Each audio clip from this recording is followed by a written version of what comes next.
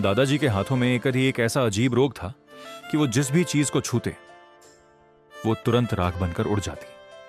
सुबह उन्होंने चाय का कप उठाया तो चाय जमीन पर गिर गई और कप राख बन गया। उन्होंने अपनी पुरानी लाठी पकड़ी तो वह भी पल भर में राख की ढेरी में बदल गई। यहां तक कि जब उन्होंने घर के दरवाजे को कुंडी लगाने के लिए छुआ तो पूरा दरवाजा ही बिखर गया। यह देखकर उनके अपने ही बेटे और बहू बुरी तरह डर गए। बहू चिल्लाकर बोली, इन्हें अभी इसी वक्त यहां से निकालो, वरना ये हमारे पूरे घर को बर्बाद कर देंगे। बेटे ने भी बिना सोचे समझे दादाजी का हाथ पकड़ा और उन्हें घर से बाहर धक्का देकर दरवाजा अंदर से बंद कर लिया। दादाजी की आंखों से आंसू बहने लगे। वह अपनी कांपती टांगों के सहारे धीरे धीरे चलते हुए गांव के बाहर एक घने और सुनसान जंगल की तरफ बढ़ गए। एक सूखी चट्टान पर बैठकर दादाजी फूट फूट कर रोने लगे। तभी अचानक उनके कानों में एक दिव्य और गूंजती हुई आवाज आई, जो चीज तुम्हें आज बर्बाद कर रही है वही कल तुम्हारी तकदीर बदल देगी। दादाजी ने चौंक कर पीछे देखा तो वहां सफेद कपड़ों में एक चमकीले बाबा खड़े थे।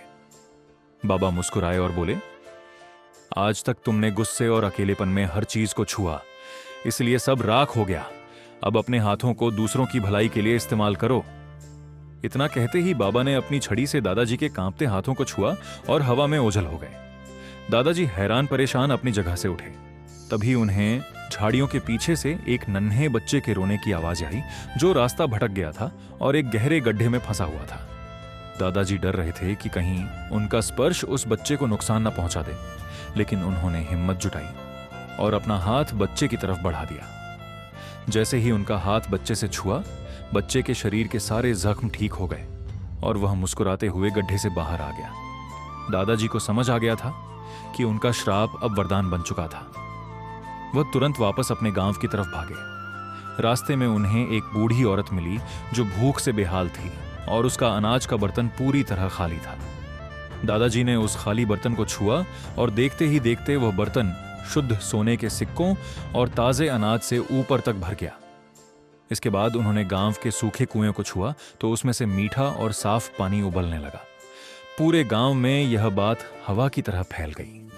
जो लोग कल तक उन्हें मनहूस कहकर पत्थर मार रहे थे, वही अब उनके पैरों में गिरकर माफी मांगने लगे। दादाजी ने अपनी जादुई शक्ति से पूरे गांव के हर एक गरीब की तकदीर बदल दी और सबकी गरीबी हमेशा के लिए मिटा दी। लेकिन अगले दिन गांव के लोग क्या देखते हैं कि दादाजी पेड़ के नीचे अकेले बैठे फिर से रो रहे थे। लोगों ने पूछा, दादाजी अब तो सब ठीक है, आप क्यों रो रहे हैं?